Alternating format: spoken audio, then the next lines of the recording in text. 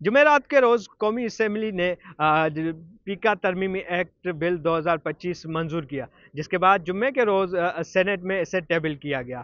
آج سینٹ کی قائمہ کمیٹی برائے انٹیریئر نے اس بل کو منظور کیا اور توقع کی جا رہی تھی کہ اس بل کو آج سینٹ میں پیش کیا جائے گا۔ سینٹ کے اجلاس شروع ہوتے ہی صحافی تنظیموں کی جانب سے اور صحافیوں نے اس اجلاس کا بائیکاٹ کیا اور اس کے بعد پریس گیلری سے باہر چلے گئے۔ صحافیوں کے تحفظات سننے کے لیے مختلف سیاسی جماعتوں کے لیڈران نے ان کے پاس آ کر شرکت کی۔ تو ہم یہ سمجھتے ہیں کہ یہ بل سوشل میڈیا کے لیے نہیں، یہ بل میڈیا کے لیے، یہ ورکنگ جرنلسٹ کے لیے، یہ پولیٹیکل ورکر کے لیے بل لایا جا رہا ہے۔ یہ آوازیں کو دبانے کے لیے، آزاد آوازوں کا گلا گھونٹنے کے لیے یہ قانون سازی کی جا رہی ہے۔ تو ہمارا بنیادی نقطہ یہ تھا کہ ہم شاید اس میں حکومت کے ساتھ اگر ہم سے مشاورت کی جاتی تو ہم شاید بہتر تجاویز دیں کہ اس بل کو مزید بہتر بنایا جا سکتا تھا، لیکن اس میں یہ پوری دال ہمیں کالی لگ رہی ہے کہ آپ سٹیک ہولڈرز کو نہیں پوچھ رہے، آپ خاموشی سے یہ لا کے بل منظور کروا رہے ہیں۔ ہمیں کل وزیر اطلاعات نے اور عرفان صدیقی صاحب نے کمٹمنٹ دی تھی کہ اس کے اوپر ہم باضابطہ مذاکرات شروع کریں گے اور ایک ایک شق کے اوپر آپ سے بیٹھ کے ڈیبیٹ کی جائے گی۔ آج کل رات کو ہم نے دیکھا کہ 11 بجے سینٹ کی جو انٹیریئر کمیٹی ہے اس کا اجلاس بلایا جاتا ہے، 10:30 بجے اجلاس ہوتا ہے، 5 منٹ کا ٹائم دیا جاتا ہے اور اس کو ہم یہ سمجھتے ہیں کہ بلڈوز کیا گیا اس بل کو کمیٹی میں۔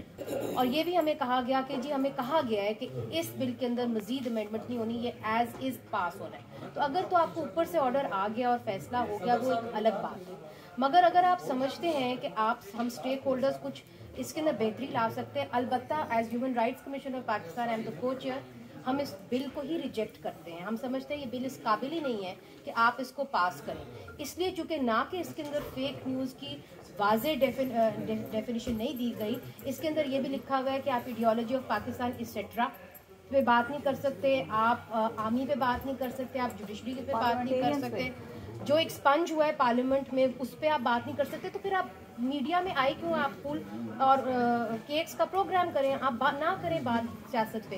اور تیسری بات سر، آپ تو خود وکیل ہیں، حامد خان صاحب بیٹھے ہوئے یہاں پہ، کون سے قانون کے اندر آپ ہائی کورٹ کے اندر اپیل غائب کرتے ہیں؟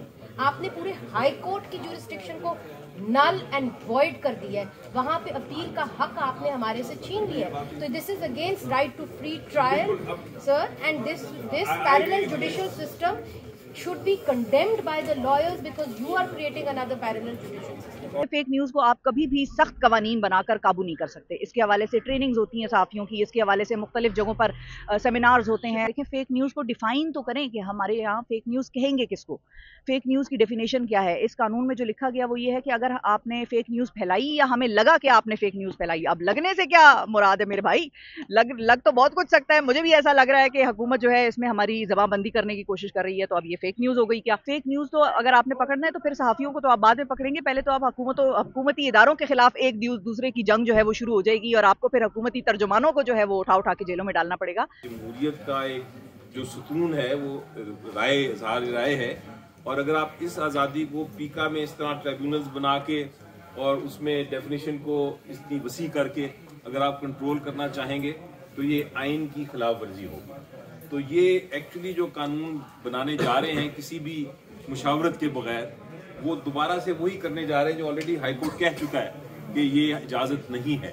صحافی تنظیموں کے رہنماؤں کا کہنا ہے کہ اس بل کو واپس نہیں لیا جاتا تب تک ملک گیر صحافی تنظیموں کا احتجاج جاری رہے گا۔